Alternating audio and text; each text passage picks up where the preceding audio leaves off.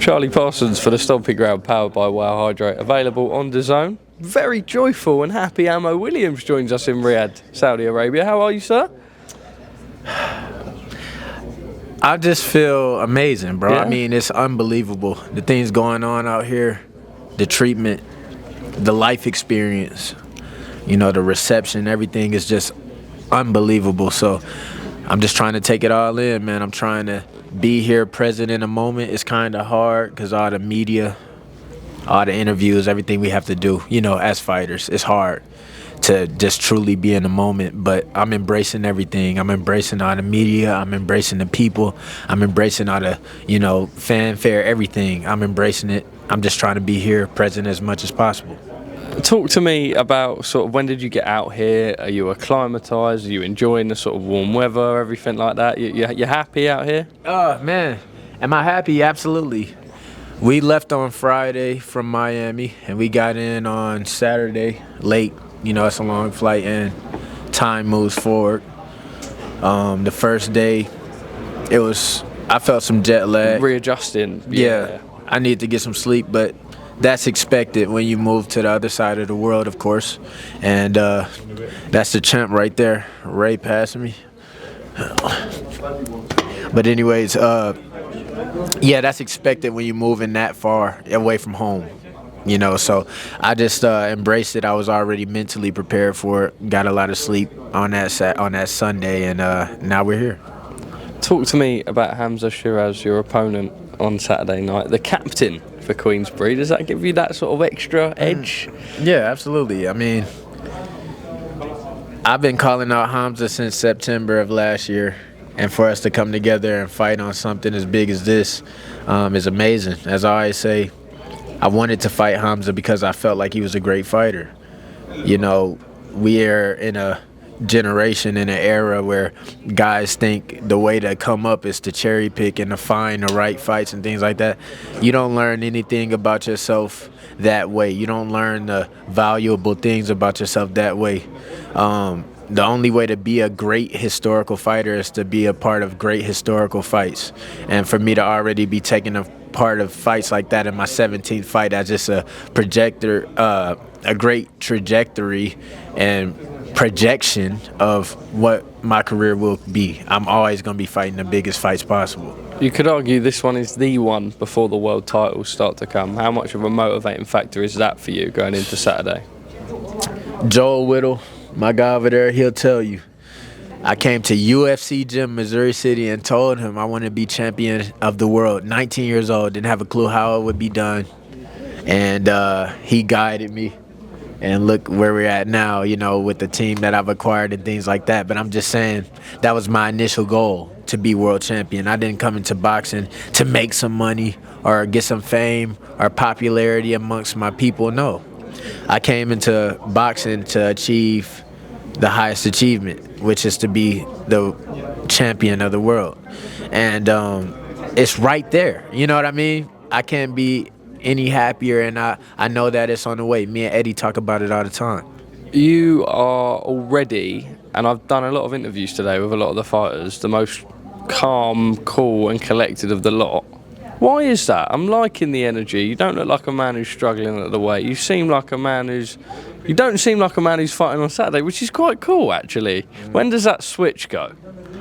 Oh, well, if you know me, you know, it's been a long journey for me to learn how to harness these emotions that I have. I'm a highly emotional fighter, and I learned how to really take control of that. I learned how to make that work 100% in my favor by being able to not suppress the emotions, but just be able to use them in different ways. You know, right now I'm super happy, I'm passionate, I'm excited, I'm enthusiastic about what's going on. And I'm just shifting my energy to, you know, be here, be happy, be present with my team. It's a lot of things for me to be very thankful for. You know, these guys are sacrificing to come across the world with me and back me going into war and things like that. I'm happy to see my guys. I'm happy to see Frank. I'm happy to see Eddie. I'm happy to see you. You know, I'm just happy to, you know, be around people who truly do accept me for who I am and are excited for me to put on performance. I put my life into this. You've been promoted by Eddie for a long time now, and Frank Smith. We know it's personal between him and Frank Warren. They're getting on better now, but you would have seen the feud over the years in the boxing industry, certainly more so on the British scene. Didn't cross over as much over to the US, but I suppose for you want to get the win for your guy in Team Matchroom as well? It's everything. It's everything, and it's fascinating because when I came to boxing because I really wanted an individual sport. I wanted something where I had never tried an individual sport. I never had, tried something where I would get out of it exactly what I put into it. And, since I started in 2015, it's been individual. But then I got presented this opportunity to fight for a team, and it's like, if I would be on a team, this is the type of team I want to be on. I mean, Deontay Wilder's the captain of my team. What other team? So it just makes me feel happy to know that, deep in my heart, I am a team player. I just had to find something where I would have the right teammates. We got Ray Ford, world champion. He came into the game the same time as me and dedicated himself. Look at what he's done. Deontay Wilder, look at what he's done. Horgovich, look at what he's done. Craig Richards, look at what he's done. I mean, I wouldn't want to be on any other team, so I'm going to give everything I got to get the victory for him. Couple more from me. Hamzah as a whole, the face-off you guys shared to each. What do you make of him? What I make of him, I think he's confident. I think that he is not really understanding what he's going to be in for, which is tough because out of 19 fights, he hasn't fought anyone not even similar to me. So I think that he has acquired confidence from the things he's achieved, and I'm not going to strip that from him. I'm going to let him have it. Because on Saturday night, about 2 minutes into the fight, he'll understand it's a different level. It's levels to boxing. They mean it when they say that. There are levels to boxing, and he'll see. I'm excited for a good fight, but it'll be brutal. It'll be brutal. How does Saturday night go? Give me a prediction. Brutal knockout. Okay. Ammo Williams flattens Hamzah Sheeraz. That's what's going to happen. The world is going to see who I truly am, and they'll be able to say nothing but praises. Lastly from me, just see you share a little chat with Frank off camera. The tail's made an appearance again. Can it make its way onto the fight shorts? What's the situation there? Talk me why as well. I'm a little bit curious. What's the purpose behind? I mean, it's very Ammo Williams, and I like it, but why? Well, I'm coming out of this fight as Tiger Williams, Austin Tiger Williams. I'm a tiger. That's my animal. It was a lot of things I had to do to acquire this, and people can say whatever they want. I put blood, sweat, and tears into discovering who I am. You ask most people who they are, and all they can say is their name. You ask most people who they are, all they can say is their job occupation, which will come and go. It'll be millions of other people with that job occupation. There'll be billions of other people with that name. But who are you really? When someone asks me, who am I truly? I'm a tiger. That's who I am. And you can go and see me in action in my primal state while I'm fighting, and you'll see the resemblances.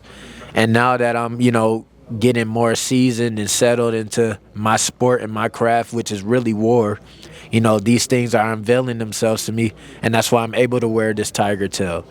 That's why I'm able to do that. And as you see my life progress, you'll see more things arise in my life that I can't even tell you because it's not a planned thing. It's almost like a gift. Not something you've done yet to even know about, yeah. It's not a projection. It's not a prediction. It's just what comes to me. And we went through this whole camp. We've been adjusting to this new, body I have, to this new understanding I have, to this new level of ferocity I have. It hasn't been easy. Kevin Cunningham, we had some days in the gym where I was doing unbelievable things, and that's because my spirit has grown. Who I am has grown. The understanding of myself has grown. So that's a couple variables that tell you why I wear the tail, and I wear it proudly. And, a lot of people receive it well. Some people bully me about it, but I just hope I'm an inspiration to people so they can express themselves the way they know that they should express themselves. Well, Ammo Williams, a great final message.